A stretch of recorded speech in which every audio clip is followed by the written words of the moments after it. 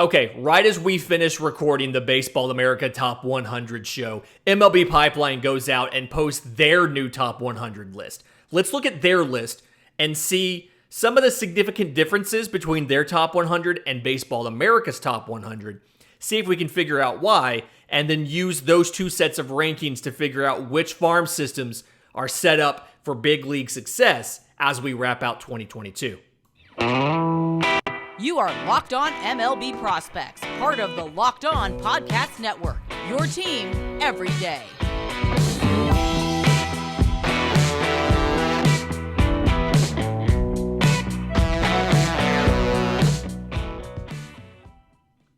Yes, welcome on in to Locked On MLB Prospects, your home for all things minor league baseball. I'm your host, Lindsey Crosby, baseball writer for Sports Illustrated. Thank you for making this your first listen every single day, and another top 100 ranking, this one from MLB Pipeline. Good news is, if you want to see all 100 prospects, obviously I couldn't share that list yesterday. One, it would just be me reading 100 names off to you. Probably would take the whole 30 minutes.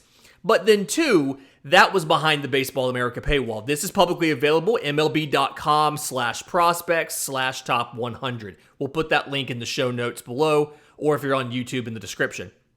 Their number one prospect, Francisco Alvarez, the catcher from the Mets. And just looking back and forth at some of the similarities in this, and we're really going to get into that in the second segment, some of the significant differences. But Baseball America has Gunnar Henderson, Jackson Chourio, Gabriel Moreno, Grayson Rodriguez, and Corbin Carroll. And then at 6, Francisco Alvarez. MLB Pipeline says Francisco Alvarez is number 1. And then Gunnar Henderson at 2. Corbin Carroll at 3. Grayson Rodriguez at 4. And then they bring in shortstop Anthony Volpe of the Yankees and third baseman Jordan Walker of the Cardinals before getting to Gabriel Moreno at 7. So it's a similar group. There's nothing that's glaringly different or surprising here about who has guys where. And a question that I asked yesterday was about where is it okay to put a 2022 draftee who hasn't played in the minor leagues yet. If you'll remember, Baseball America has 8 of them in the top 100, the highest one being Drew Jones at 21. Well, MLB Pipeline actually has 11 2022 draftees in their top 100, with Drew Jones being at number 12 and shortstop Jackson Holliday being at 14. So Baseball America has 3 guys in the top 50 from the draft. Drew Jones, Jackson Holliday at 41, Tamar Johnson, who went to the Pirates, at 46. MLB Pipeline has 6 guys in the top 100 that were just drafted. And you don't necessarily have to wonder why that's the case. So Sam Dykstra, because somebody asked, like, how are guys that turned pro a week ago rated higher than X? And Sam Dykstra, writer for MLB Pipeline, was answering questions on Twitter, answered one of ours, shout out Sam for that, but said it's baseball doesn't start in the minors. Drew Jones, Jackson Holliday, Tamar Johnson, we saw them a lot before the draft. Brooks Lee had a full season at Cal Poly. And so, like, yes, we're also interested and curious to see how they handle pro ball, but we already have an idea of how their tools will play compared to other guys who we saw, in recent drafts and have watched in professional baseball. So I get it. Not necessarily saying that I love the concept. I understand. And it is a justifiable decision to have to rate the new draftees even though they haven't played yet. And he makes the point, obviously, we've seen plenty of them. If they were a top player in the draft, if they were a first-round pick, we have seen a lot of them. Interestingly, MLB Pipeline, so the guys that they had that were not Baseball America top 100s, the additional players, because remember they had 11, they had outfielder Gavin Cross at number 75, went to the Royals, it was pick number 9. And then this is the really interesting one.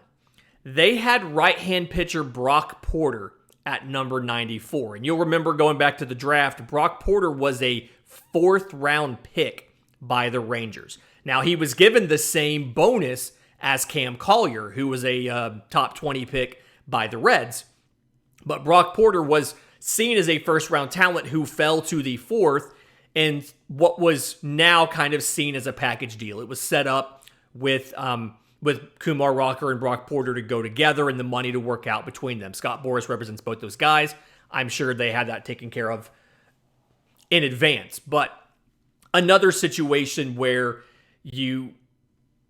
there's questions about, like, okay, talent versus money. We talk about that a lot on this show. Brock Porter got first-round money. He's recognized as a first-round talent on the MLB Pipeline Top 100. Some of these other interesting ones that I wanted to kind of go through and make a note of, and not guys with significant differences, just guys that maybe haven't been talked about a lot or have done some notable stuff. Brett Beatty at number 19 on the MLB Pipeline, third baseman, plays some outfield as well, was called up on Wednesday by the Mets for third base reinforcements. Hit a home run in his very first at-bat against Atlanta. So, big impact there. And then, just interesting how there's quite a few pitchers in here. And 22 right-handed pitchers, 5 left-handed pitchers. So, 27 pitchers in the top 100. One of the lowest total number of pitchers in a top 100 that I can remember. Flip that around, there's like 12 catchers. And I find it really interesting. There's so many catchers in here. There's so few pitchers. And I think part of that is now because the risk profile of the pitcher is kind of baked into the rating now. We understand how much harder it is to make it to the big leagues as a pitcher. And so the instinct is to back off a bit on the ranking because of the higher risk of an arm versus a position player. And in just a minute, I want to get into some of the differences between Baseball America and MLB Pipeline, and I think there's an interesting conversation to have about the difference with the catchers. But first, today's episode is brought to you by the National Highway Transportation Safety Administration. So imagine you're hanging out with some friends, you're having a few drinks, watching baseball, and a few becomes a few too many. As the evening comes to an end, people start to head out. You think about calling a ride, but you live nearby, you can make it home okay, it's no big deal. What are the odds that you're going to get pulled over anyway? And even if you do, what's the worst that could happen? Your insurance goes up, you lose your license, you lose your job, you total your car, maybe you kill someone. Everyone knows about the risks of driving drunk. The results are tragic and often deadly. However, that still doesn't stop everyone from getting behind the wheel while under the influence. That's why police officers are out there right now looking for impaired drivers on our roads to save lives. So if you think you're okay to drive after a few drinks, think again, play it safe, and plan ahead to get a ride. It only takes one mistake to change your life or someone else's forever. Drive sober or get pulled over. Okay, so I went through these lists, and I picked out 9 guys that I noticed differences between MLB Pipeline and Baseball America. And some of these differences are small, some of these differences are bigger, and we have explanations for one or two of them. So the first one, the big one up front, Jackson Chourio, outfielder for the Brewers. We talked about this on yesterday's show, spent some time in the second segment about him. Number 2 prospect in Baseball America, breakout player of the minors, has had, guys his age are usually still in rookie ball. He's in high A Wisconsin right now. He's got a lot of great stuff going on. And when you compare the grades, like there's 9 spots different between number 2 and number 11. And when you compare the grades, the only thing that's different on the number grades is Baseball America has his arm at 5 points lower, a 45 arm versus a 50 arm. And everything else is the same. And one of those things where you're maybe not quite sure why he's low. One of the questions that Sam Dykstra answered on Twitter during his commute home was, acknowledging, like, yes, we're the low team on him. He's also the highest riser on the list. He rose the farthest. They still have some of the swing and miss concerns on breaking stuff away, which is something that you see quite a bit in young players. I think number 2 prospect versus number 11, it's not necessarily that significant of a difference other than saying, hey, we have the number 2 prospect. That's really all it's good for. But I just think it's interesting to kind of hear how there's little stuff. The hit tool rating came out the same. The power rating tool came out the same. But it's 9 spots different because of that. There were a couple other guys that had significant differences. As you go down, it gets bigger. Curtis Mead, 25 on Baseball America, 38 on MLB Pipeline, so 13 spots. MLB Pipeline had his power a little bit lower and his arm higher. Now, since he's an offensive first prospect, the power being lower is more significant than his arm being stronger, so 13 spots. Ezequiel Tovar, 13th on Baseball America, 28th on MLB Pipeline. They had something, his hit tool was a little bit lower, his defense was a little bit higher. Defense went from 65 to a 70. Amazing defender. Hit tool being lower, it's something, okay, you have the hit tool lower, it's fine. Miguel Vargas was an interesting one. 26 on Baseball America, 44 on MLB Pipeline. And this was something where, you know, for the third baseman for the Dodgers, they said that both the hit tool and the run tool were lower. And so this is the big thing. We talk about Miguel Vargas as being one of those power guys. Power is only as good as your contact ability. If you can have all the power in the world, if you can't make contact with the ball, it does not matter. And so that's why we see it lower there. A couple pitchers had a little bit of differences. DL Hall, about a 35 spot difference. 57th to Baseball America, 92nd with MLB Pipeline, 35 spots. And the difference was the fastball and the slider. They had the fastball half a grade behind, 70 to 65. And they had the slider a full grade behind. So from a plus pitch to an above average, but 60 to 50. So a full grade behind. Tink Hintz, same thing. 59 to Baseball America, 96 MLB Pipeline. They had the fastball, again, lower, and the curveball higher. And that may just be something where maybe you haven't seen Tink Hintz recently. I'll lean to Baseball America on this one. That fastball is something special. But the big area where I noticed the most variance is the catchers. So catcher Drew Romo of the Rockies, which guy we don't talk nearly enough about. We should talk about Drew Romo sometime. 35th on Baseball America. 66th on MLB Pipeline. So 31 spots different. Catcher Shea Langoliers of the Oakland Athletics. They got him in the Matt Olson trade. They called him up on Wednesday. 79th on Baseball America. 36th on MLB Pipeline. So 44 spots. And Henry Davis of the Pirates. 81st on Baseball America. 20th on MLB Pipeline. So 61 spots different. It's not always MLB Pipeline having them rated lower than Baseball America. Baseball America did 2 of the 3 catchers, but 31 spots different, 44 spots different, 61 spots different. And the number grades aren't that significant where it explains away all of the difference. So Drew Romo, 31 spots lower, and MLB Pipeline has him a little bit lower as far as his running ability and his fielding. And, plus receiver, plus arm, they just have him a little bit farther back than how Baseball America has him as one of the best defensive catchers. And to me, I think this right here, and then when you go on with Shea Langoliers and Henry Davis, but I think the big thing here is for catchers, we haven't separated blocking from receiving, and we don't have a way to evaluate and measure game calling. So, people have tried to do things like pitcher ERA and stuff like that, but to me, seeing MLB have some of these guys, some of these catchers higher than Baseball America makes me wonder if there's a little bit of a built-in bias there towards we're going to have robo-umps, automatic balls and strikes in the big leagues sooner rather than later, so we can discount certain abilities that a catcher does or doesn't have.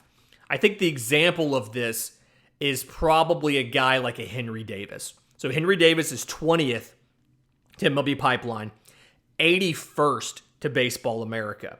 And the story about Henry Davis, if you go back, is strong arm, incredibly strong arm, really good leader, but defensively, he struggled. Like, he struggled to keep the ball in front of him. He struggled to block balls. And it's something where he's an athlete, but some of the finer, like, he's working to improve his skills behind the plate, but he's not necessarily there yet. And so part of me wonders if Baseball America is not discounting the importance of defense and game calling, whereas MLB Pipeline is saying, well, we're going to have automated balls and strikes soon. The fact he's a bad framer doesn't matter. It doesn't matter if he's good at stealing a strike because the umpire's not going to be influenced anyway. It's going to be a robot. So, interesting thing there. Really want to dig more into that and find out more about some of these different philosophies behind how they score a catcher, behind MLB Pipeline scores a catcher versus how Baseball America scores a catcher. I think that's interesting. And in just a minute, I want to get into some of the teams that have a lot of guys on this list and who has different guys for teams. Like, you know, there's 6 Rangers on both lists, but the last couple ones are different on each side. So I want to get into some of these differences.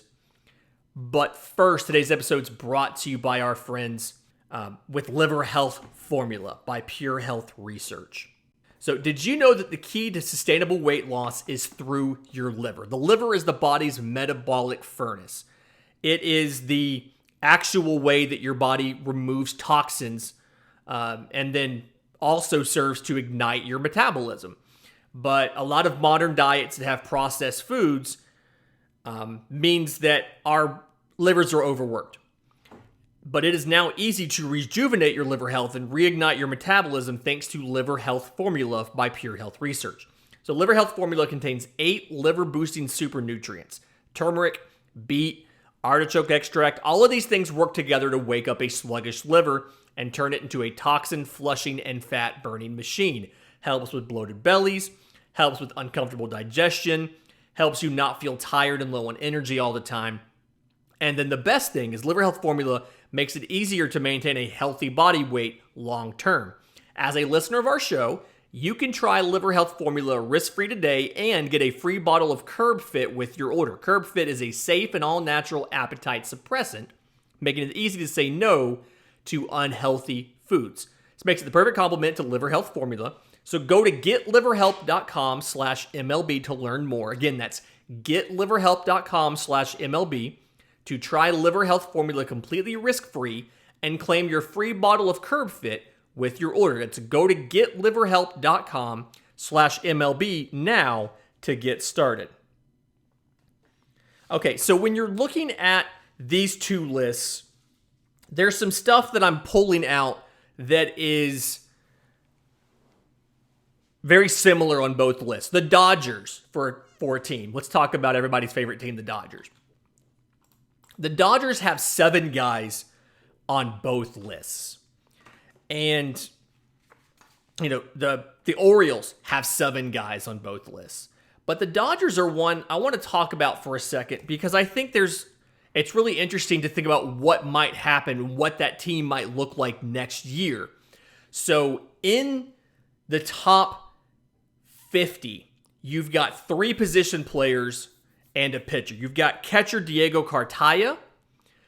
He is rather low right now, so he's not going to be a factor at the big league level next year.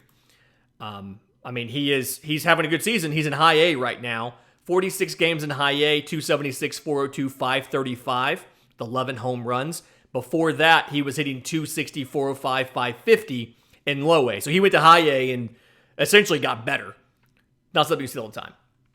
But outside of him, you've got pitcher Bobby Miller, you've got third baseman Miguel Vargas, and second baseman Michael Busch.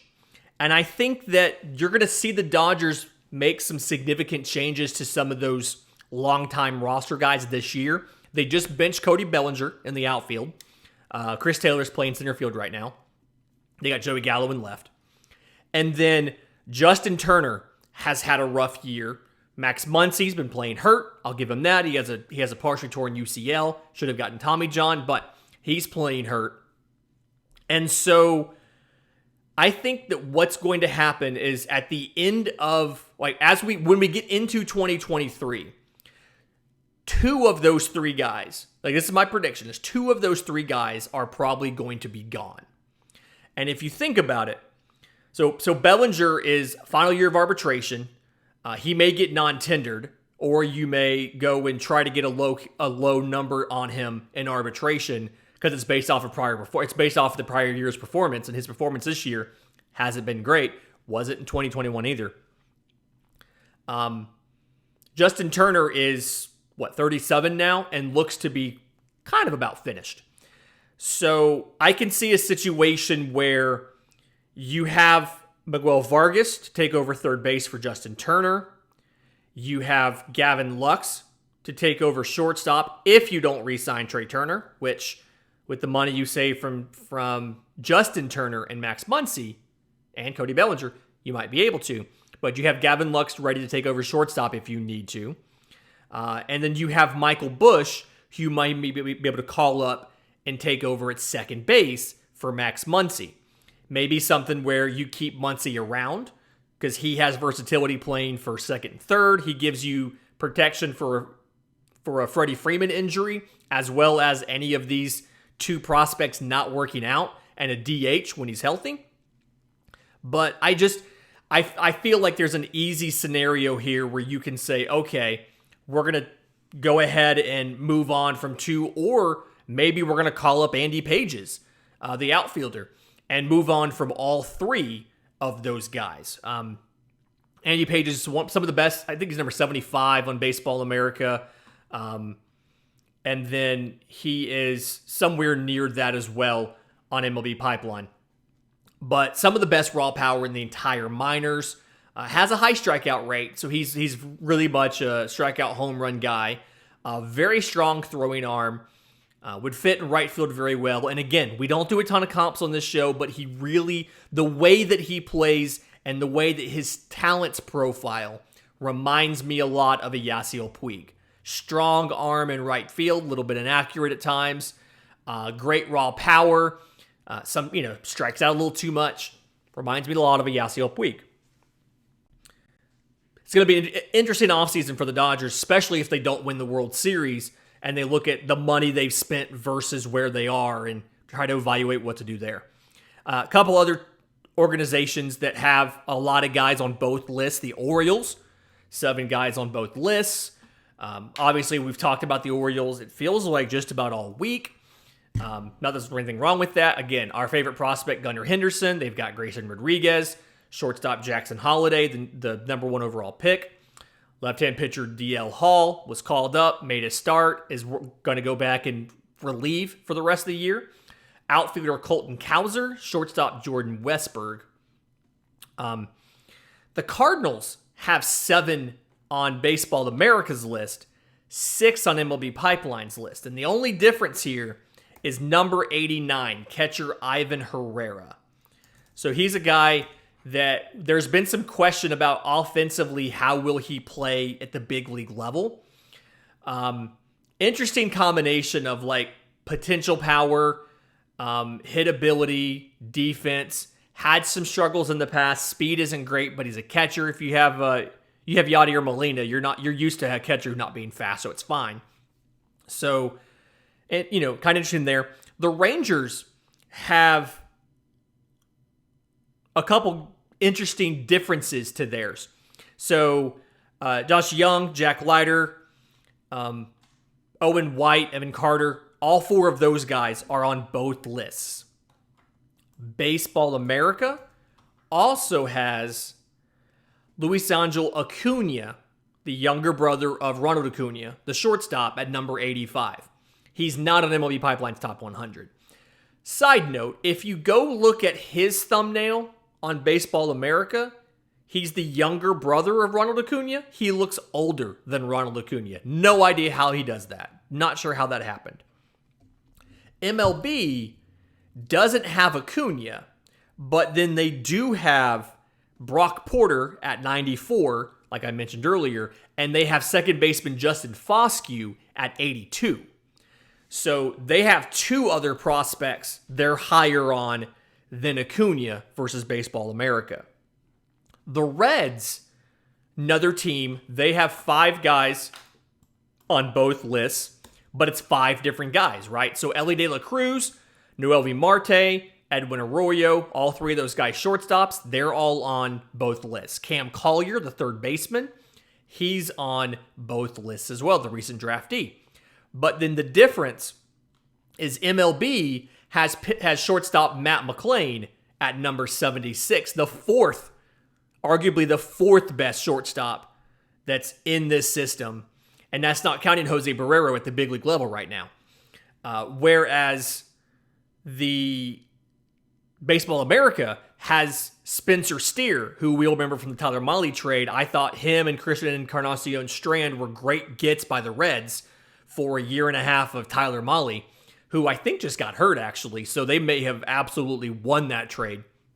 But Spencer Steer is in the top 100 for Baseball America, but not for MLB Pipeline. They have Matt McLain instead. Find it really interesting sometimes just how these lists break down differently. I believe for both of these organizations, this is the last re-rate they're going to do before the minor league season ends. So this is our list. Both organizations will update as prospects graduate out of it. So for instance, Vaughn Grissom's on both lists. He's been called up to Atlanta now since Saturday. If he plays the entire rest of the season, if he doesn't get sent back down, and that's all kind of a question of what does Ozzie Albies' timeline look like to come back from the foot injury, and do they keep Grissom up to play in DH, or they just go back to having Ozzie and use somebody else? If Vaughn Grissom stays up the rest of the year, he will pass the threshold where he'll no longer be a prospect. He'll graduate. And so what they do is both of these organizations take them out and add somebody at number 100. So you may see some guys graduate and get moved on. Nick Prado in Kansas City, a guy probably going to graduate and move out of this. So going to be interesting there. Shea Langoliers, I think, will have enough games in the minor leagues, because he probably won't play every day, but I think he'll have enough games in the minor leagues to graduate off this list if he stays up throughout the rest of the year. So we'll see a few more guys pop up, but for the most part, these are our lists that we're going to take into the offseason. If you have questions about any of these players or guys who aren't on here who you think should be on here, I'm on Twitter at Crosby Baseball. The show's on Twitter at Locked on MLB Prospect. I'm sorry, at Locked on Farm, or you can email us lockedonmlbprospects@gmail.com. Reminder: we're going to have the mailbag on Monday. I can tell you right now, one of the questions we are going to cover is: does Cade Cavalli look like an ace pitcher for the Washington Nationals? Because we talked about aces on Monday, and I didn't mention him, and he is the most mentioned player in my comments, in my emails, in my tweets ever since I put that episode out. So we will do a review of Cade Cavalli, potential ace, as well as the rest of your questions in Monday's mailbag. And until we talk then, this has been Locked on MLB Prospects.